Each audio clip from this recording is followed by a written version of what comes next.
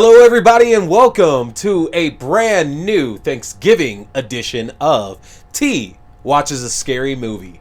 My name is T, and of course, we are talking scary movies. I appreciate all of you joining me, whether you are listening to this through the Podbean, where we have our audio-only version, which has been up for a little bit longer than our video-only version. And if you're looking at me, that means you're looking here at the YouTube page. Either way, I appreciate you tuning in. I love seeing y'all come back over to listen to me talk about horror movies, because I'm not that interesting of a person, but I love talking me some scary shit. Love that all y'all listen to it. Now, for the YouTube, make sure to go to youtube.com/C/Theron Reynolds Scary Movie. Again, that's youtube.com/C/Theron Reynolds Scary Movie. If you go there, you can get subscribed to my channel, and you can get alerted for all of the new episodes and other videos I might put up. For example, this week, I did put up an unboxing of A Nightmare on Elm Street, the Freddy game. Yes, I ordered both of the Nightmare on Elm Street board games, and one of them came in, and I did an unboxing for it. We are absolutely going to be playing that together sometime here soon. We're going to record the episode and show it to y'all. I'm so looking forward to it. It looks like a lot of fun. The other game should actually be coming in today, so I'm excited to catch that as well, too. I am recording this the day of, so things are running a little bit tight. But you have the YouTube page. Get to the Facebook group as well, too, and that's where you can find out about our watch parties, written reviews, and other stuff we got going on. That's facebook.com/group/T Scary Movie. Again, facebook.com/group/T Scary Movie. And lastly, if you are joining our watch parties, for example, tonight we've watched Thanksgiving 3, Ghostbusters, and we got Ghostbusters coming up, and then we have Black Friday as well, too. That's what I have for your Thanksgiving feast for you. It's going to be a great time. We are holding off on Resident Evil, the final chapter, until next week. We got a lot of really, really fun stuff that we're going to be talking over the coming month here in T Watches a Scary Movie. It's funny because we're not really going to do that much in the way of Christmas stuff. I have a fun plan for y'all the very last week before Christmas itself there, but we're doing a lot more new stuff. Next week, we are talking Last Night in Soho and Resident Evil Welcome to Raccoon City. In the watch party, we're going to be watching Resident Evil the final chapter and Last Night in Soho. Then the week after that, we are going to be watching the naughty cut of Krampus. Yes, we watched Krampus last year. Love that movie. It is one of my holiday staples. Scream Factory is releasing the naughty cut. I should actually have it by the end of this week. So we're going to watch that here soon as well, too. And then the week after that, because of a couple of you collectively saying you hadn't seen the Riddick series where you were watching Resident Evil Retribution last night, we have to do that. So we're going to be talking and watching Pitch Black and Riddick coming up on December 15th. And that, of course, goes with all of our TV shows and everything as well, too. We're having a blast with that. But get to the Discord to join any of our watch parties we got going on. We got one tonight. Again, we still got Ghostbusters and Black Friday coming. That's discord.gg/T Scary Movie. Again, discord.gg/T Scary Movie. Here to help. Reach out if you need any assistance. So, we had a lot to talk about. In our Thanksgiving feast, like I mentioned, we had Thanksgiving 3, we have Black Friday, and we have Ghostbusters Afterlife. But we got to talk Chucky and Dexter New Blood, or to do it as quick as possible because we don't have a lot of time. I'm not trying to keep y'all too long because Thanksgiving meals always go longer than what they should anyway. But man, oh man, did we have a lot of developments on both shows this week. We're going to start by talking Dexter New Blood. We're in episode 3 titled Smoke Signals. If you recall, episode 2 left off with Dexter now having the cops all over his land. He's now reunited with his son Harrison, and they're trying to figure out the disappearance of Matt Caldwell. And now in episode 3, we're following up on that as the one thing that's evident that I talked about in the watch party last night. Dexter is not a perfect serial killer, and I hope everybody understands that he's not a perfect serial killer, because if he was, he wouldn't get almost caught every fucking season. Like, it's hilarious. It's kind of like the old Batman movies, basically, to where every villain in the old Batman movies had to find out who Batman was by the end of the movie. Like, Batman, Batman Returns, Batman Forever, Batman and Robin. Who the fuck didn't know who that Bruce Wayne was Batman by the end of those movies? Like, everybody knew. As a matter of fact, everybody knew him in the new Bale, like in the Christian Bale, the Christopher Nolan movies, too. It's like, they're allergic to keeping a secret identity. And it's kind of the same thing with Dexter. Every season of the original show, somebody found out he always fucked up. And the only thing that makes him a better serial killer than most is that he hunts other serial killers, so he's knowing what to look like. But it's his own hubris that gets him caught every season somehow through somebody else. So in this episode of Smoke Signals, we're dealing more and more information coming out that Dexter wasn't as careful as he thought he was, which makes sense. He hasn't murdered anybody in 10 years, so of course he's missing a few things. And this episode dealt a lot with him trying to cover up those tracks, while also we're getting a lot of development with Matt Caldwell's father, played by Clancy Brown, his father Kurt, and then as well Dexter's girlfriend Angela. Her daughter Audrey is still bonding a lot more with Harrison as well too. And I gotta say, Harrison's the player of the week this week around. We kind of figured we kind of figured going into this show that if Harrison was going to be featured, which we didn't know at the time, but if Harrison was going to be featured in this here with a presumed time gap, we are going to have to look at the fact that Harrison might have some traits coming in from Dexter, and we've seen a few here and there. What's interesting is that we still don't know what Harrison's ultimate game plan here is. Because based on what we've seen, this could go a lot of ways. I mean, it could go what I think a lot of people might be expecting, which Harrison will turn out to be a serial killer and maybe might end up murdering Dexter, as revenge for everything that's happened to him in his life. It could be that he doesn't do that, but Harrison still has murdered somebody, which is kind of where I'm at. I think Harrison, coming from foster homes as he's claimed, might have murdered somebody in one of those foster homes.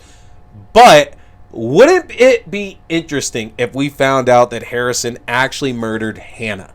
That would be interesting as hell, and a nice twist to find out that Harrison actually murdered Hannah and is back for one reason or another to catch Dexter. Who knows? But we also got a little bit further into the big bad of the season. The girl, the hitchhiker who in the first episode, was looking for some help. And then last episode we saw she got caught by whoever the killer of this season is going to be. The killer let the girl go and then proceeded to murder her. Now, we have a couple options for who that killer is. Right now, it seems to be going, they're planning it as the mayor. That the mayor of the town played, what the hell is the guy's name? Nope, not gonna remember it, and I'll remember at some point there. But it's interesting that they're setting the mayor up as it seems to be the possible killer. I don't think it's him at all. I'm positive it's Clancy Brown. It's Clancy Brown. Like, there's no way it's the mayor that's doing it. He's just there to be an asshole and to be a red herring towards it. But I'm very interested to see where we go with that, honestly. And I don't want to talk about too much because this show is going on for a while there, and certain things I speak about here on this might give it away. Plus, we don't have a lot of time. So, that's Dexter. Make sure you're coming back next week. Next Tuesday, we're going to do another watch party. We'll have new episodes of Dexter. And then the season finale of the next show we're about to talk about, Chucky. Y'all give Don Mancini his fucking roses, okay? Y'all make sure to thank that man and to let him know how much he has done for the horror genre, y'all. We are just here now at the season finale of about to say Dexter, but of Chucky, folks. I don't know if anybody could have come out here and said that they thought this show was going to be that good. And even myself, I love everything to do with Chucky. I even, and you know what, even Seed of Chucky, when I know a lot of people are down on, there's so much love about that film as well, too. I love this series. I love these characters, love this franchise, and I don't think I even expected walking into this that this show would really change what we should expect out of horror and a lot of things within that too. I'm talking about LGBTQIA representation That has been absolutely fantastic. The amount of gore and language we're getting on network TV is amazing. And I know we've had stuff like Hannibal, which has paved the way. Hannibal is fucking fantastic as well. And I know USA themselves have put on other shows that have shown a lot of the same kind of stuff that Chucky is doing. But this is groundbreaking for a franchise, folks. And honestly, I think a lot of people need to take note of this show. I'm talking a lot of people behind the scenes need to take note of Chucky and realize there is money and there is a vision and a drive and a road to taking established franchises and putting them on TV. USA already kind of did it with The Purge as well, too, to varied success. The movies are still going on. We're getting another movie after the Forever Purge. So obviously something's working out here. And I know we have the Hellraiser TV show that's coming up as well, too. So, folks, really consider doing TV for these established franchises because, man, the 8 hours that we're going to end up with Chucky by the time the season is over next week, so good. So fucking good. And it wasn't for the faint of heart either. So let's talk twice the grieving, double the loss before we get into our movies. So, we're coming in in the previous episode there, we lost a lot more. We lost a lot more characters. Chucky is systematically taking out all of the parents of these kids.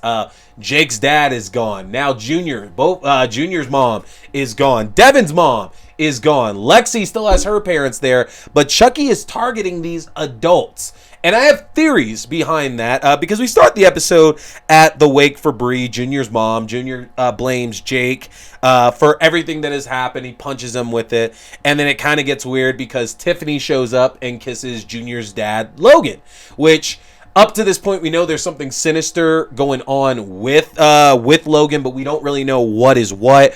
But everybody saw it. Junior obviously wasn't going to take too well to that, and it's building more contention for his father than he already had. We also get more check-ins with Andy and with Kyle, and Andy understandably makes a choice to keep Kyle out of going after Chucky, which is interesting because Kyle kind of saved his bacon after the events of Cult of Chucky there, and it's obviously been proven at this point having numbers with Chucky is a good thing. This is not something people one-on-one against a freaking 3-foot high doll are not doing too well. Numbers is always helping out, but we get it. A lot of the people Andy has had in his life have been irrevocably damaged by Chucky, so he doesn't want Kyle getting any worse for the wear than what she already was. And the imagery of them at that gas station, something about that was just like really, really cool, honestly. Really great and beautiful shots they had set up there. But Andy left Kyle at the gas station and presumed on to Hackensack to confront Chucky and these kids himself. So we'll find out what's going on there with that in our season finale. Now, other big things happening across this episode. Devon and Jake broke up. No!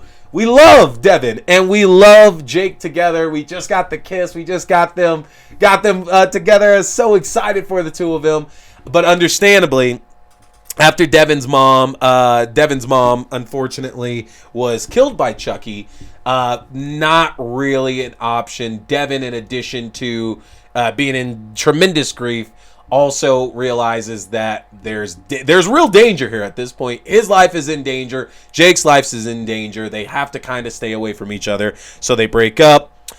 Jake just kind of done with everything. Everything's gone wrong at this point here. Decides he's running away. Everything's breaking down. We find out Junior's been talking to Chucky. And we don't know how long Junior has been talking to Chucky for either at that point. But Chucky is manipulating him. And his manipulation, unfortunately, is successful of Junior. He's able to make a power play that we kind of thought he might be doing with Jake, that he was going to do with Lexi's sister, that he might have been doing with Devon, as I theorized last week. But it seems that he caught Junior in his crosshairs, and unfortunately for Logan, that is not good news for him. In our flashback, we saw Tiffany and Chucky had a bit of a falling out. getting us closer, what I thought was going to be the same night as the original Child's Play and certain events of Curse of Chucky.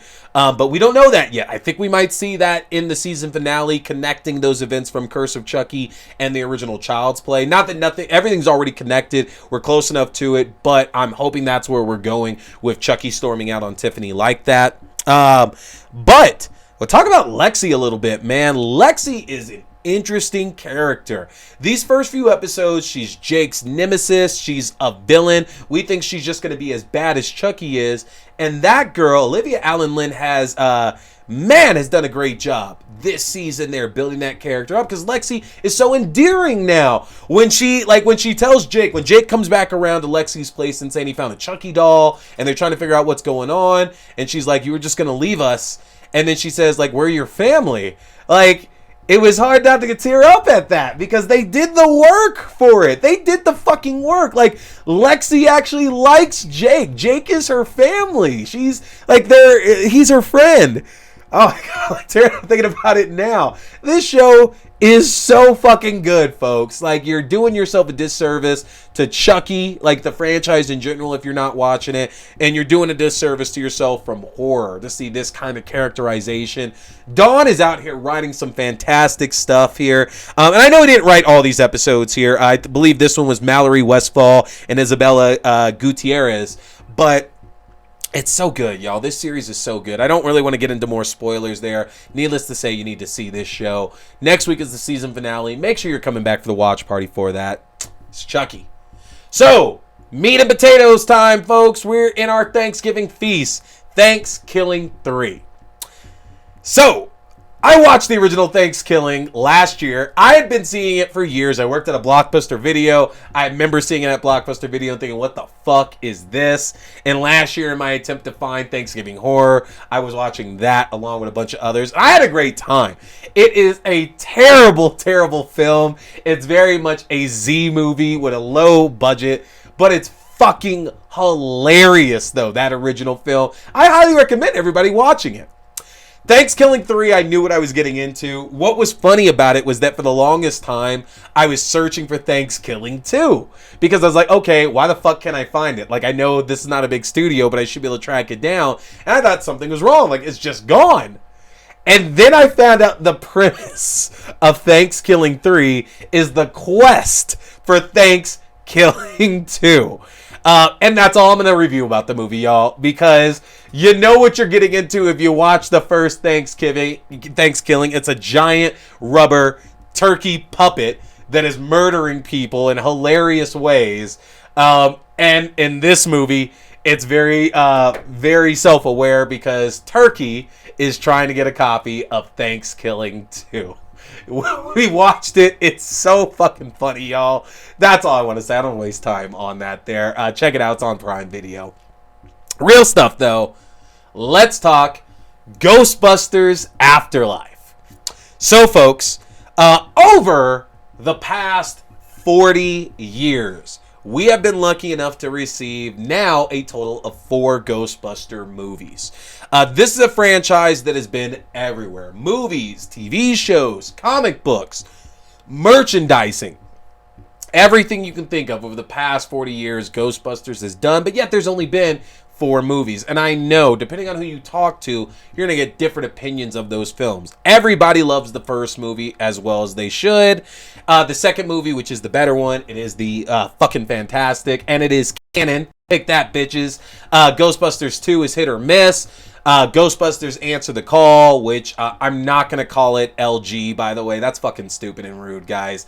Like, it's Ghostbusters or Ghostbusters Answer the Call. The one with Melissa McCarthy and Kristen Wiig and, everybody else there. Not a fan of that movie, honestly. Wasn't good. And then that brought us to Ghostbusters Afterlife. Now, the big part about Ghostbusters Afterlife is that Jason Reitman is taking over the reins directing here for the franchise from his father, Ivan Reitman, who did the first film.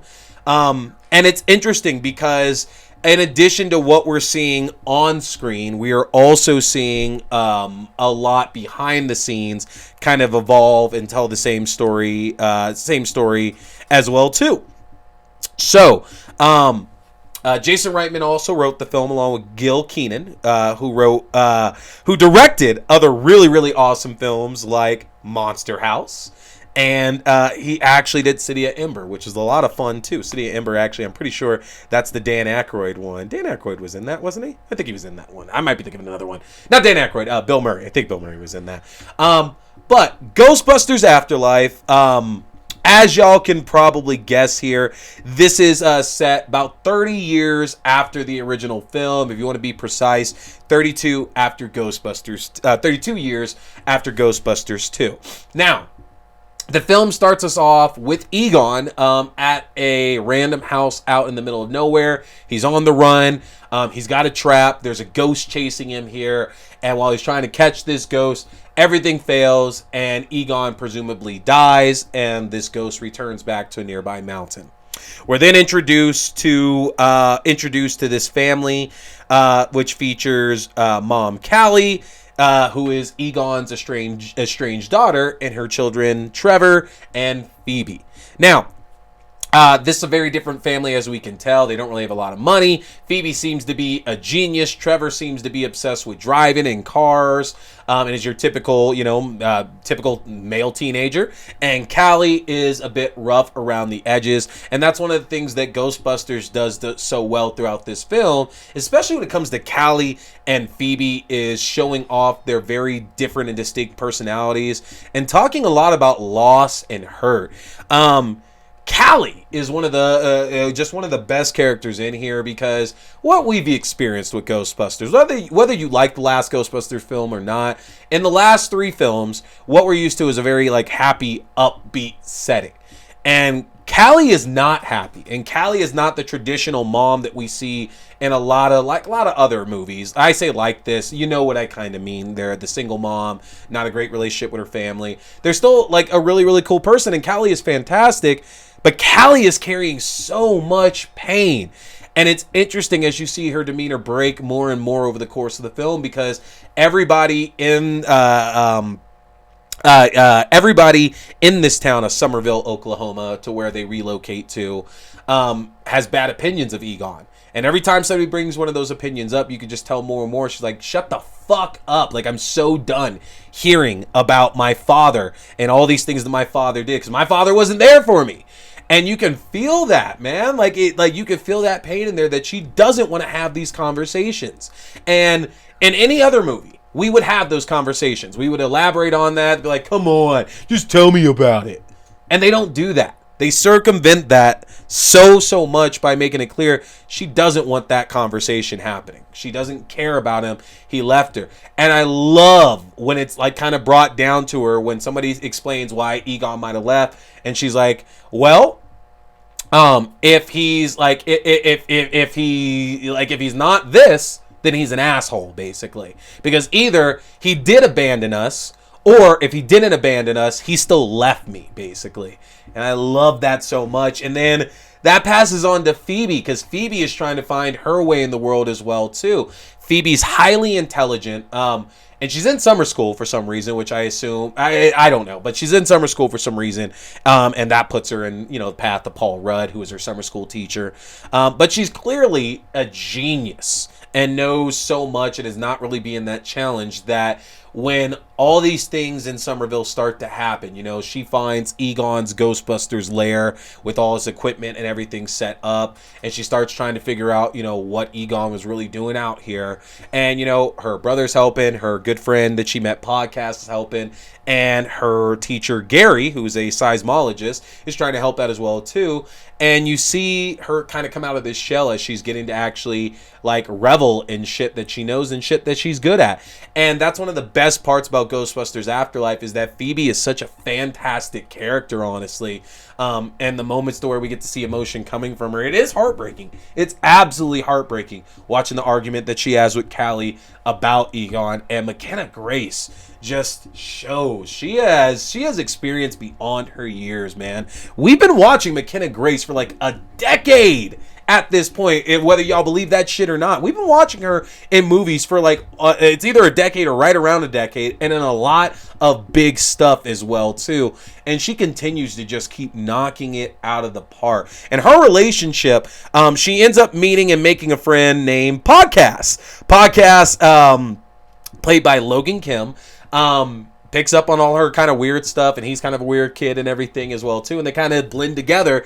I love Podcast because like Phoebe is the straight man basically, and Podcast is absolutely the comedic relief, and those two do so good work with each other throughout the course of this film.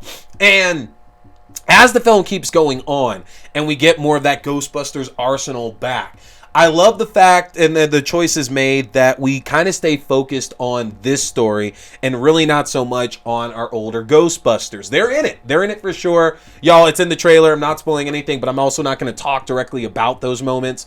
But I love the fact that we give more time to Phoebe and her family, because that's really where I found myself being interested. I knew we were going to get the old Ghostbuster stuff. I didn't need the old Ghostbuster stuff because the little sprinklings they did with like Egon in it, and even just the shit with Ray, which again, we know it's in the trailer there. It's like, that's enough. That's more than enough for me there.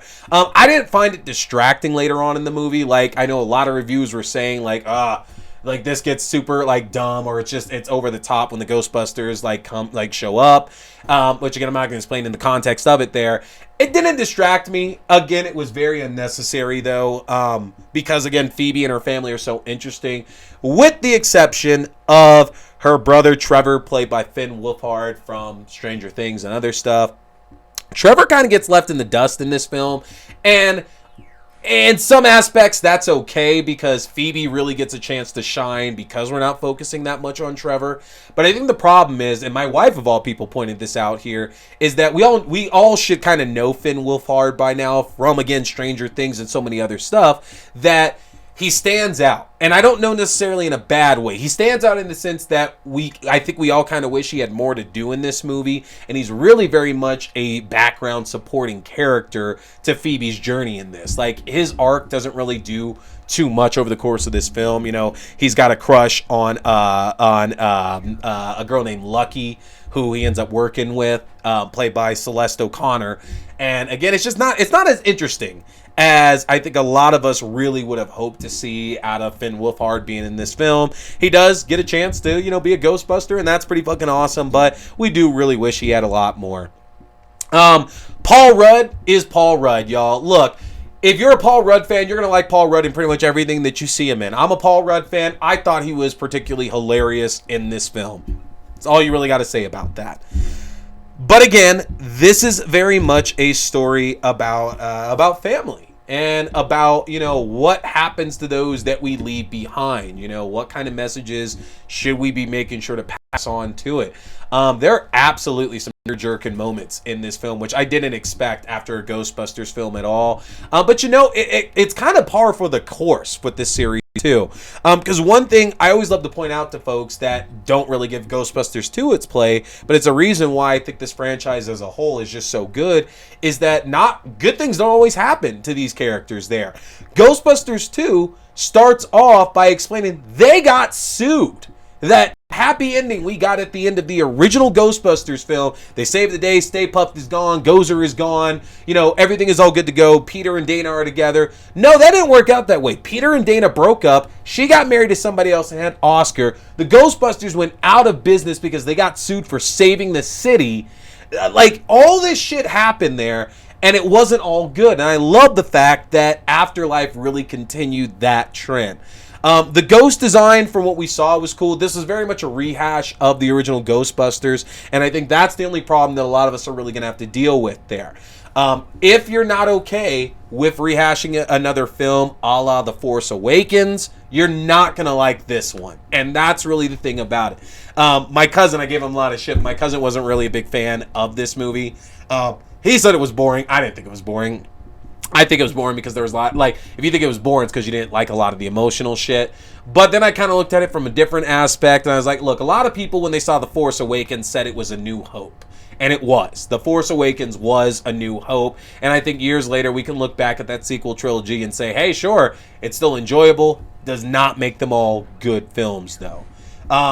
And Afterlife very much copies, it's basically rehashing the plot of the original Ghostbusters, Zool, Gozer, Ivo Shandor, all that stuff there. Didn't bother me in the least bit because it's like a new retelling of that. It's the first Ghostbusters movie for our crowd as opposed to, our parents' crowd who were very big in the old days of SNL and stuff like that. I didn't think that was a problem. I enjoyed the design of the ghost. I thought it was very interesting that we got to see, again, a lot of this stuff we saw as kids redone as adults with different technology. So the dogs, the keymaster, the gatekeeper, Gozer themselves and everything. And kind of bonkers to learn Olivia Wilde played Gozer in some of those shots. That's kind of crazy as shit. But it was a really, really good movie, honestly. I like the fact that this wasn't basically Ghostbusters 3 to where the Ghostbusters are already all there and together and everything, and they're running on missions. Really, that's what Ghostbusters 1 was giving to us, okay? And I like the fact that we have to build everything back up. They don't necessarily have all the equipment or anything handy and ready to go. This film accomplished a lot. I really do feel this film accomplished quite a bit. I think it's very easy to maintain being a Ghostbusters fan when you end up seeing this film and really getting all the image, all the love out of this, man. This is really awesome. It's really, really awesome there. So that's Ghostbusters Afterlife. Check it out. Bring tissues. You will cry. So good. Let's talk about Black Friday to end things off here. So Black Friday is a new horror comedy that was written by Andy Gresoviak and directed by Casey Tebow that was recently released into select theaters, as well as it is available for rent and purchase on most streaming services, including Vudu and Amazon Prime as well too. Now, basically what happens is several employees at a local big box toy store are set to open and work on Black Friday. If you've never heard of that, Black Friday is the day after Thanksgiving. It is the best shopping day of the year where you usually can get a lot of really good deals in most retail stores. So right off the jump, this really I resonated with this because I worked retail for a number of years and did Black Friday, and I'm talking I had Thanksgiving dinner at 1 or 2 in the afternoon and then had to be back at this retail store by 6 in the afternoon to get ready for Black Friday. It fucking sucks, and all you retailers that still open on Thanksgiving, go fuck yourselves. People are supposed to have a chance to be with their families, and even if they don't celebrate Thanksgiving, they should have that opportunity. I don't care who likes it or not. Fuck you retailers that are open on Thanksgiving. And literally, I'm cool with a 4 a.m. opening on Black Friday. Anything later than that, but opening before that is a shitty move, and it fucks over people who don't get that time, and you should be paying triple time to folks that have to work on Thanksgiving. There's my rant about that. Anyway, over to Black Friday. Group of employees are working at their local big box toy store, getting ready for the annual Black Friday sale. But nearby at another store, a meteorite has seemingly crash landed, and it started infecting the residents of this town. So as the store opens up and the sales begin, we find out that the only thing that they not only have to worry about customers trying to get their hands on the best deals that are out there, but they also have to worry about making it home alive after the night. This film features Devon Sawa, Ivana Baquero, Ryan Lee, Michael Jai White, and Bruce Campbell, of course, is in this as well. So we got a lot of really good horror royalty. Devon Sawa from such stuff as Idle Hands, Final Destination, and of course, Chucky. We got Spawn himself, Michael Jai White, Mr. Black Dynamite in there.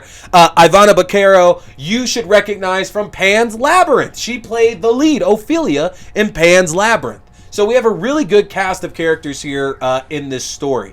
Now, one thing that is really well done, that I love the writing and direction of this film, is that while there are monsters, because this meteorite basically makes these zombie-esque style of monsters, I have started calling them beakers, because as you see them evolve throughout the film, you'll notice they have a very pronounced beak on them, and then a couple of them are very bird-like as well too. So I think beakers fits perfectly. Use that term there because Casey Tebow liked that term himself there. Beakers is what we're calling the monsters there in Black Friday. But against the background of the Beakers running amok and killing off a lot of these characters and everything, there's actually some very, very surprisingly deep connections and relationships in this film. You got to remember that in addition to being a horror film, it is a Christmas movie. It is a Thanksgiving movie as well, too.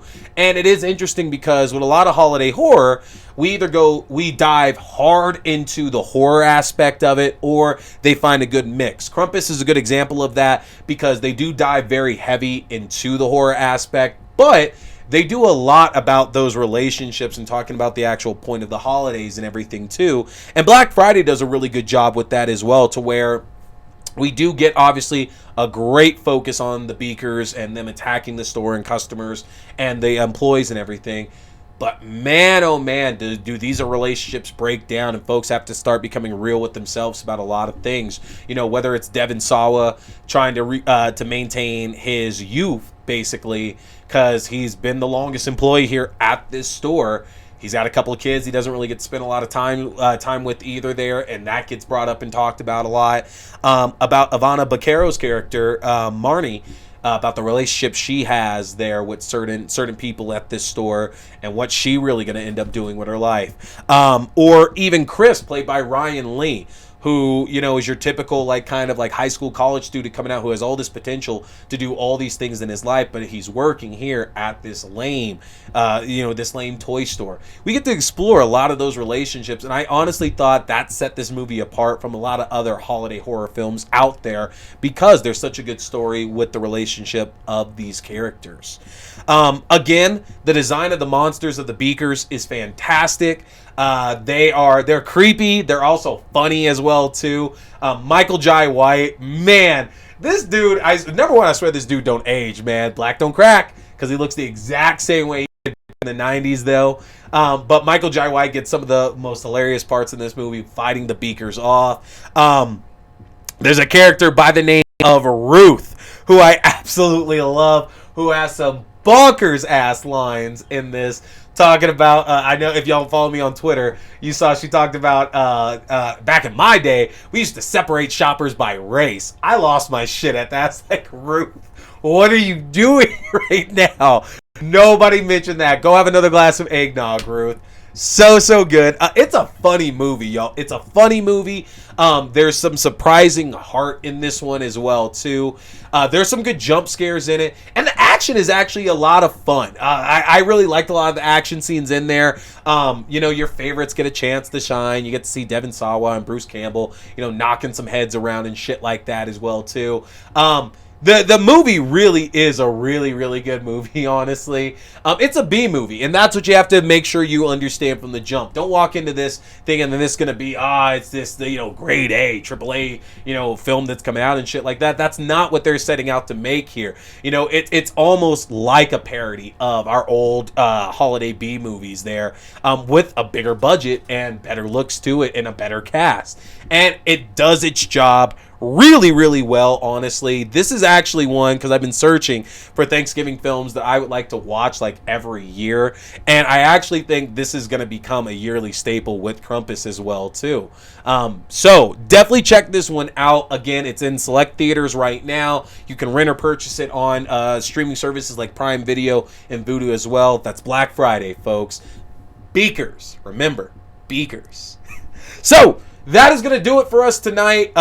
Fantastic talking a bunch of new shit with y'all. I appreciate y'all. Appreciate you hanging out just a little bit longer here to go over all this great horror holiday goodness, folks. Next week I'm back with a new episode. We got Last Night in Soho and Resident Evil: Welcome to Raccoon City. In the watch party, we're watching Resident Evil: The Final Chapter and Last Night in Soho. That's next Wednesday, but be back Tuesday. We're going to have the season finale of Chucky. We're doing Dexter. We got our typical stuff. That's what we got coming up. Folks, happy Thanksgiving. I'm up to Christmas sweaters next week. Got to wear my sexy one here right now. I do look good, if I say so myself. But happy Thanksgiving to you and yours, however you are choosing to celebrate the weekend. Rest up, eat good food. Go Cowboys! And my name is T. We've been talking scary movies. Stay scared.